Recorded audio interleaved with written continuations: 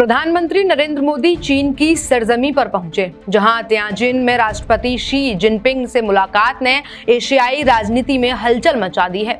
दोनों नेताओं के बीच जो बातें हुई उसमें सीमा पर तनाव घटाने से लेकर कैलाश मानसरोवर यात्रा और सीधी हवाई कनेक्टिविटी तक कई अहम मुद्दे शामिल रहे।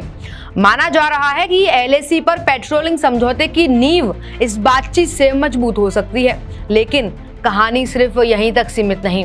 अमेरिका द्वारा भारत पर 50% एक्सपोर्ट टैक्स थोपने के बाद भारत और चीन का करीब आना वैश्विक समीकरण बदलने का संकेत माना जा रहा है।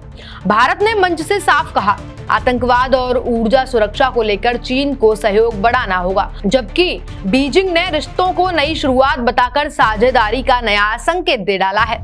अब इस मुलाकात की चर्चा में हमने आपसे दो बातें कही। पहली, कैलाश मानसरोवर यात्रा और दूसरी, भारत और चीन की सीधी हवाई कनेक्टिविटी।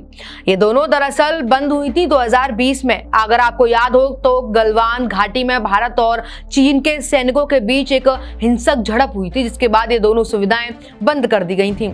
और जैसा कि पहले चर्चा हुई LAC की, ये झड़प भी उसी को लेकर हुई थी। 3488 किलोमीटर लंबी वास्तविक नियंत्रण रेखा यानी लाइन ऑफ एक्चुअल कंट्रोल, इसी सीमा पर हिंसक झड़प में भारत ने अपने 20 जवान गंवाए थे, जिसके बाद दोनों देशों ने LAC पर सेना की तैनाती बढ़ा दी थी। चीन के लिए वीजा और फ्लाइट सर्विस सस्पेंड कर दी थी और कैलाश मानसरोवर यात्रा पर भी प्रतिबंध लगा दिया था। अब बात कैलाश मानसरोवर यात्रा की कर लेते हैं, क्योंकि आपके मन में जिज्ञासा हो गई होगी कि आखिर चीन से कैलाश मानसरोवर यात्रा का क्या संबंध है और चीन से अगर रिश्ते बेहतर बनाने हैं तो इसका फायदा हमको मानसरोवर यात्रा में पड़ेगा। दरअसल 1954 में भारत और चीन के बीच एक समझौता हुआ, जिसे नाम दिया गया पंचशील समझौता। अगर आप UPSC की तैयारी करते हैं या सरकारी किसी भी जॉब की तैयारी करते हैं तो ये सवाल अक्सर आपके पेपर्स में आते रहते होंगे कि पंचशील समझौता क्या है। मैं आपको समझाती हूँ। इसके अधीन आकर भारत ने पहली बार ये माना कि तिब्बत चीन का हिस्सा है। यानी 1954 से पहले भारत और चीन की ये लड़ाई थी कि तिब्बत आखिर है किसका हिस्सा।